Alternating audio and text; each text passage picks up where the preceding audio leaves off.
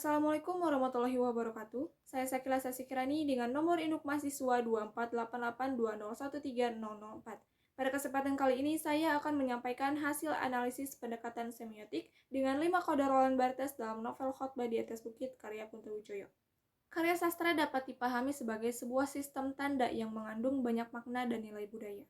Bahasa yang digunakan dalam karya sastra juga berbeda dari bahasa yang digunakan dalam kehidupan sehari-hari. Dalam sastra, bahasa memiliki unsur estetika dan simbolik yang membuat maknanya menjadi lebih luas dan lebih mendalam. Hal tersebut juga terlihat dalam novel Khotbah di Atas Bukit karya Kunto Wijoyo. Karena pada novel ini, Kunto Wijoyo banyak menggunakan bahasa yang bersifat simbolik dan reflektif, sehingga pesan moral dan spiritual yang ingin disampaikan tidak selalu disampaikan secara langsung, tetapi melalui simbol dan tanda yang muncul dalam cerita. Melalui pendekatan semiotik Roland Barthes, tanda-tanda yang ada di dalam novel Khotbah di Atas Bukit ini dapat dianalisis secara lebih menyeluruh. Dengan begitu, pembaca tidak hanya memahami alur ceritanya saja, tetapi juga dapat menangkap makna yang tersembunyi di balik simbol dan tanda yang digunakan oleh pengarang. Sebelum masuk ke pembahasan analisis semiotik, terlebih dahulu saya akan membahas mengenai konsep dasar karya sastra dan pendekatan teori yang digunakan. Pertama, mengenai karya sastra. Pada bagian latar belakang, saya sudah menjelaskan secara singkat mengenai karya sastra. Namun sebagai tambahan, karya sastra ini dalam perkembangannya selalu bergerak di antara konvensi dan inovasi. Dan perubahan tersebut biasanya dipengaruhi oleh dinamika masyarakat dan budaya. Secara umum, karya sastra terbagi ke dalam 3 genre utama, yaitu prosa fiksi, puisi, dan drama. Namun pada penelitian ini fokusnya adalah prosa fiksi, karena memiliki karakter naratif dan imajinatif. Kemudian, prosa fiksi dapat dipahami sebagai cerita rekaan yang tidak bergantung pada kebenaran sejarah. Menurut Abrams serta Altenburn dan Lewis, prosa fiksi berisi gambaran kehidupan yang imajinatif, namun tetap masuk akal. Melalui prosa fiksi, pengarang dapat mengekspresikan pandangannya tentang kehidupan, hubungan antar manusia, serta berbagai peristiwa yang bersifat dramatik. Salah satu bentuk prosa fiksi adalah novel. Novel merupakan bentuk prosa yang paling populer dan paling banyak beredar di masyarakat. Secara etimologis, novel berasal dari kata novela yang berarti cerita pendek. Namun dalam perkembangannya, novel dipahami sebagai cerita yang cukup panjang untuk mengembangkan alur, tokoh, dan konflik secara lebih mendalam. Novel dipilih dalam penelitian ini karena mengandung simbol, tindakan, dan berbagai peristiwa yang dapat dianalisis melalui pendekatan semiotik. Selanjutnya, pendekatan semiotik. Semiotika merupakan ilmu yang mempelajari tanda dan sistem tanda. Menurut Preminger, bahasa dalam karya sastra menjadi sistem tanda tingkat kedua, sehingga memiliki makna yang lebih luas dari arti literalnya. Sementara itu, Zost menjelaskan bahwa semiotika mempelajari cara tanda bekerja dan bagaimana makna tersebut dihasilkan. Salah satu tokoh penting dalam kajian semiotik adalah Roland Barthes. Ia memperkenalkan 5 kode pembacaan, yaitu yang pertama ada kode hermeneutik atau kode teka-teki, yaitu kode yang berkaitan dengan misteri atau pertanyaan dalam cerita yang menimbulkan rasa ingin tahu pembaca. Yang kedua ada kode semik atau kode konotatif, yaitu kode yang memberi makna tambahan atau asosiasi terhadap kata, objek, atau peristiwa dalam cerita. Yang ketiga ada kode simbolik, yaitu kode yang muncul melalui pertentangan atau oposisi dan menghasilkan makna yang lebih mendalam di balik peristiwa atau dialog. Yang keempat, ada kode proaieretik atau kode aksian, yaitu rangkaian tindakan yang menggerakkan alur cerita dari satu peristiwa ke peristiwa berikutnya. Yang kelima, ada kode budaya, yaitu kode yang berkaitan dengan nilai, kebiasaan, pengetahuan umum, atau rujukan budaya yang dikenali oleh masyarakat. Kelima kode inilah yang menjadi dasar dalam menganalisis tanda-tanda yang muncul dalam novel Khotbah di Atas Bukit karya Kunto Wijoyo. Kemudian masuk kepada bagian identitas novel. Khotbah di Atas Bukit adalah novel karya Kunto Wijoyo yang pertama kali muncul dimuat dalam Harian Kompas sebagai cerita bersambung pada tahun 1971. Namun pada akhir cerita tertulis Yogyakarta 18 Desember 1970 yang menunjukkan bahwa naskah ceritanya selesai lebih awal sebelum dipublikasikan. Setelah dimuat sebagai cerita bersambung, novel ini kemudian diterbitkan dalam bentuk buku oleh Pustaka Jaya pada tahun 1976 dengan jumlah halaman sebanyak 146 halaman. Namun dalam edisi yang saya gunakan untuk penelitian ini, novel diterbitkan oleh Diva Press bekerjasama dengan Mata Angin, cetakan pertama pada tahun 2017 dengan total 224 halaman. Selanjutnya mengenai penulisnya, Kunto Wijoyo adalah seorang sastrawan, sejarawan, dan akademisi Indonesia yang dikenal melalui karya-karya fiksi, esai, serta kajian ilmiahnya. Beliau banyak menulis karya dengan tema sosial, budaya, dan spiritualitas, serta dikenal memiliki gaya penulisan yang reflektif dan simbolik. Sebagai seorang akademisi, Kunto Wijoyo memiliki latar belakang keilmuan yang kuat, terutama dalam bidang sejarah. Hal tersebut memengaruhi cara beliau menghadirkan tokoh, konflik, dan realitas sosial dalam karya sastranya. Novel Khotbah di Atas Bukit merupakan salah satu karya yang menunjukkan perpaduan antara pengalaman intelektual, spiritual, dan kepekaan sosial yang dimiliki oleh penulis. Kemudian, untuk memberikan gambaran umum mengenai isi novel, berikut merupakan sinopsis singkat dari Khotbah di Atas Bukit. Novel ini mengisahkan tentang tokoh Barman, seorang lelaki tua yang merasa jenuh dengan kehidupan kota yang serba materialistis dan melelahkan. Ia merasa semakin asing dengan lingkungan tempat ia tinggal. Karena itu, ia memutuskan pergi ke sebuah bukit untuk mencari ketenangan, makna hidup, dan kebahagiaan yang sesungguhnya. Dalam perjalanannya, Barman ditemani oleh seorang perempuan muda yang disewakan oleh anaknya, dengan tujuan agar ia tidak merasa kesepian. Di bukit itu, Barman kemudian bertemu dengan Humam, seorang tokoh yang banyak berbicara tentang hal-hal spiritual. Pertemuan tersebut membuat Barman semakin tenggelam dalam pencarian makna hidup. Namun pencarian itu justru mengarahkannya pada kebingungan dan kesesatan. Kisah ini menggambarkan bagaimana peristiwa-peristiwa yang dialami oleh Barman, serta percakapan yang terjadi antar tokoh, mengandung banyak simbol dan pesan moral. Novel ini juga menunjukkan pergulatan batin tokoh utama dalam usahanya memahami kehidupan dan spiritualitas yang pada akhirnya mengarah pada akhir yang tragis. Selanjutnya masuk pada pembahasan. Yang pertama, kode hermeneutik atau kode teka-teki. Kutipan pertama ada pada bab 1 halaman 3.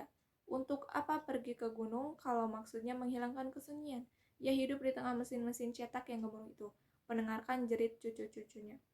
Pada bagian ini, muncul kebingungan karena Barman pergi ke gunung untuk menghilangkan kesunyian, padahal sebelumnya ia justru hidup di lingkungan yang ramai. Kontradiksi ini menimbulkan pertanyaan mengenai maksud sebenarnya dari tindakan Barman. Kemudian kutipan kedua ada pada bab 1 halaman 31. Dan kenapakah kau datang ke sini? Siapa yang menyuruhmu? Pertanyaan-pertanyaan Barman terhadap Poppy itu menunjukkan adanya ketidaktahuan dan kebingungan tokoh. Hal ini juga membuat pembaca penasaran mengenai tujuan Poppy datang dan apa yang akan terjadi setelahnya. Kemudian kutipan ketiga ada pada bab 2 halaman 36. Siapakah yang berbicara? Di sini Barman bertemu sosok yang belum pernah ia kenal. Pertanyaan tersebut menimbulkan teka-teki mengenai identitas tamu tersebut. Kemudian kutipan keempat ada pada bab 2 halaman 45. Ia melihat dirinya sendiri. Kalau aku, kenapa tidur di dalam itu? Kebingungan Barman ketika melihat sosok yang mirip dirinya menghadirkan misteri tentang siapa sebenarnya orang tersebut.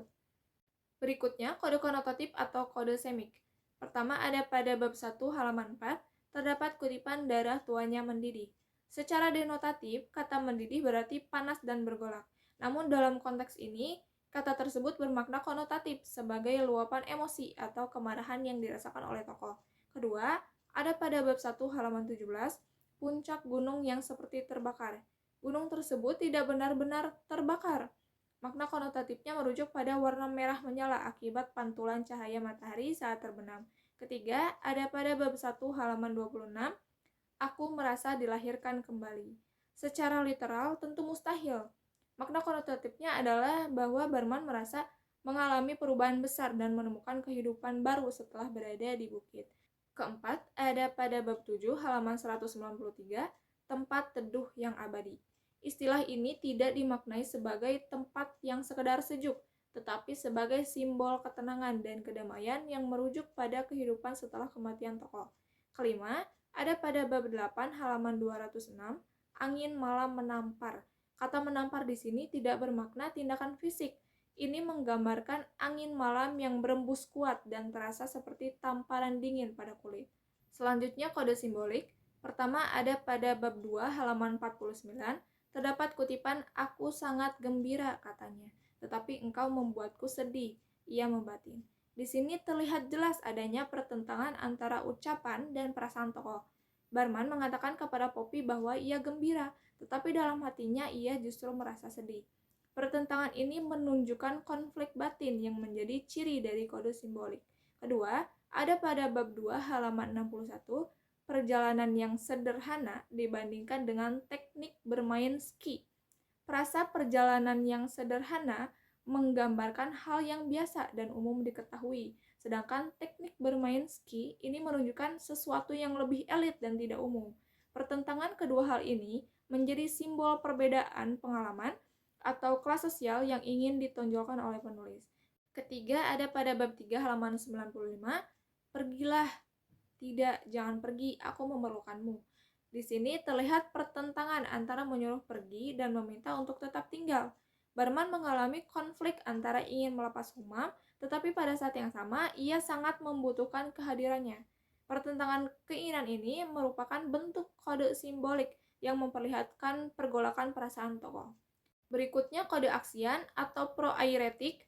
Pertama ada pada bab 1 halaman 15, ditunjukkan bagaimana barman mengajari Poppy membuat minuman. Kutipan tersebut menampilkan langkah-langkah yang jelas, mulai dari meletakkan bahan hingga menunggu air muncul.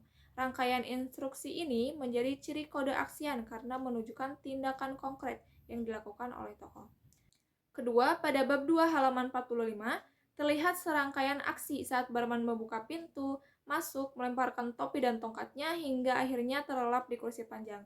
Urutan tindakan ini secara langsung menggerakkan cerita dan menunjukkan aktivitas fisik tokoh secara bertahap. Ketiga, pada bab 4 halaman 107, barman mengumumkan kematian seseorang dengan suara yang lantang dan mengulang-ulang pernyataannya. Aksi tersebut kemudian memicu reaksi masyarakat yang keluar dari berbagai tempat dan mengerumuni barman. Perpindahan aksi dari tokoh ke masyarakat menjadi penanda kuat adanya kode proairetik. Keempat, ada pada bab 4 halaman 117, menampilkan proses kepergian barman, membawa koper, menaikkan barang ke kuda, kemudian naik ke atas kuda dan mulai bergerak. Rangkaian tindakan ini bukan hanya menunjukkan aktivitas fisik, tetapi juga menjadi transisi penting dalam alur, terutama setelah kehilangannya atas Humam. Kelima, ada pada bab 7 halaman 183, langkah kuda yang mulai bergerak diikuti oleh iringan masyarakat. Pergerakan ini menandai dimulainya perjalanan menuju bukit, sekaligus menegaskan adanya dinamika alur setelah pergulatan batin para tokoh. Terakhir, pada bab 7 halaman 196, memperlihatkan puncak aksi saat barman meneriakan "bunuhlah dirimu". Seruan tersebut mengarah pada peristiwa tragis yang menutup perjalanan kisah ini. Bab 7 secara keseluruhan memang dipenuhi rangkaian aksi, mulai dari perjalanan ke bukit, penyampaian khotbah, hingga kematian barman. Dengan demikian, kode aksian dalam novel ini tampak jelas melalui urutan tindakan yang mendorong cerita terus bergerak dari satu peristiwa ke peristiwa berikutnya. Kemudian terakhir, kode budaya. Kutipan pertama muncul pada bab 1 halaman 7, ketika digunakan ungkapan "ma chérie" yang berarti sayangku dalam bahasa Prancis. Penggunaan istilah tersebut menunjukkan adanya pengaruh budaya asing dalam dialog, sekaligus memperlihatkan latar sosial tokoh yang tidak terlepas dari gaya komunikasi masyarakat Prancis. Karena merujuk pada kebiasaan berbahasa dalam suatu budaya tertentu, kutipan ini termasuk ke dalam kode budaya. Kutipan berikutnya pada bab 2 halaman 45, terdapat pernyataan bahwa tidur di bawah pohon dianggap tidak pantas.